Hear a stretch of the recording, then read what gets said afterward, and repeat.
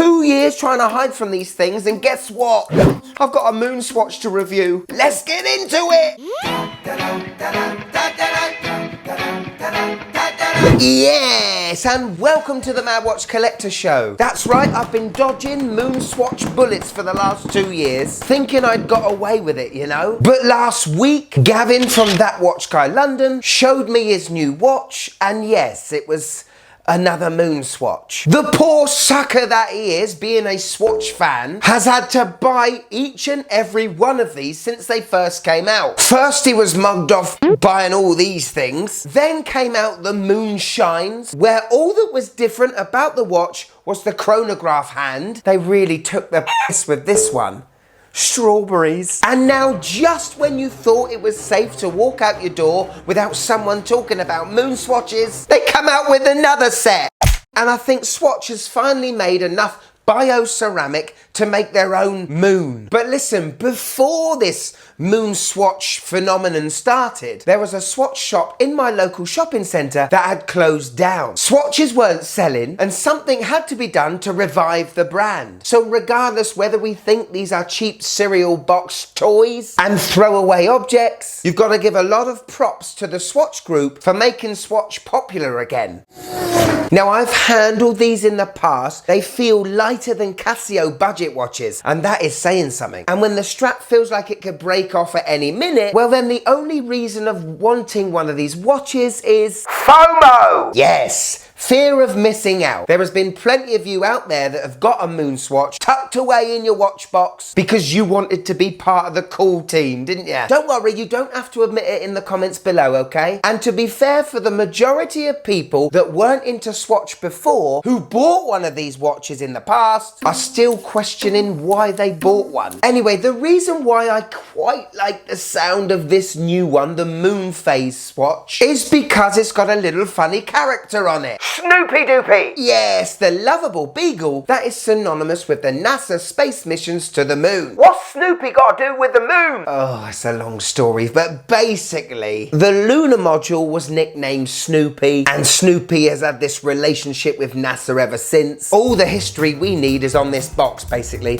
1965, Omega Speedmaster is declared flight qualified for all manned space missions. Bet Rolex like that. 1969, Apollo 10 lunar module is nicknamed Snoopy. 1970, Omega receives the Silver Snoopy Award, and I think that was for Apollo 13. Those boys had a bit of trouble coming back home, didn't they? And with a couple of strategic, critical burns, they used the Omega Speedmaster to time them.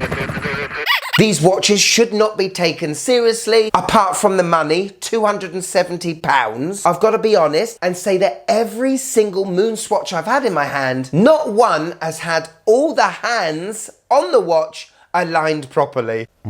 Is this one going to be different? Am I going to feel the quality? Nah. Bit early for that. But it is time the MWC gave you a review of one of these watches, isn't it, eh? Are you, Snoopy, ready? Let's go. Okay, so ladies and gentlemen, here it is, the Moonswatch Moonphase. And I've got to be honest, it does look quite cool. The Speedmaster design is so iconic and so timeless, they can put it in any colour and it looks great. It being in this white iteration, it's going to get dirty pretty quick, especially that strap. I'm just trying to see where Snoopy is. Can't see him at the minute. Just having a look around. Nope. Can't see him at all. Bear with me, we'll carry on talking about the watch. You know what, it almost feels like a 3D printout of a prototype watch that's being sent to a manufacturer to then give me a stainless steel version, you know? That's what it feels like to me. There's no secret that these watches are made by robots, hermetically sealed cases where you can't get at the movement. You can change the battery yourself, and in actual fact, I really do love that moon with Snoopy's paw on it. That's quite cool, actually. Still can't quite find Snoopy, but as I said, I'm sure he's there somewhere, but I might have to contact Gavin soon just to tell me where he is. But he's meant to be in that top right sub dial, the Moonphase dial, you know. Anyway, moving on. The strap is awful. I think probably tried to replicate the straps that were used for the lunar missions. Gavin did say to me that the straps are different from the first moon swatches. Plastic buckle. I mean, it's all right. I do love that on the strap, I got to admit. And that's what you pay your money for, really. I think the watch is only water resistant to 30 meters, so pretty similar to the actual Speedmaster. This is a quartz chronograph with the pusher to start tip at the top, then stop and reset at the bottom. And looking at that chrono hand, I hate to say it, especially for one of Gavin's watches, but that chronograph hand does not look aligned. And I still can't see Snoopy. Starting to get worried about him, to be fair. Now, operating the watch is well, it's like operating a three-dimensional plastic prototype watch, you know? Looks like we have hacking, so that's quite good. The seconds hand does stop. One thing you do notice, this case being all white, the plastic crystal that's protecting the dial has this sort of yellowy faded effect, like a 30-year-old car's headlights, you know what I mean? When this watch gets a bit of sun for a couple of years, if it's still going, that is, I can see this watch looking a little bit stained, a little bit like wee colour. This watch does actually have lume, and I've got to be honest, this is quite legible in the dark, isn't it? It's just that you're supposed to see Snoopy as well, and he's supposed to be all glowy as well, but actual fact, I might just call Gav, hang on. Where is he? Gavin, how are you, mate? I'm slightly worried, you know. This is the first time I've taken it out of the box since we saw it together. I still can't see Snoopy in the top right, and I'm getting a little bit worried. Is the watch broke or what? I don't know. Okay, he's going to talk to Swatch and let me know. Good. Hello. On my 6.5-inch wrist, and this watch is actually quite cool. White does attract all sorts of murky stuff, and if you wear this quite often, it's not going to be white for long, but for wearing it out in the summertime at a club or something, or maybe on holiday, I think this is going to look quite nice. You're not trying to make people think you've got an actual Speedmaster. It's fun, it's playful. You know, if you can see Snoopy, but, oh, hang on. Hello, Gav. No, still can't see him, mate.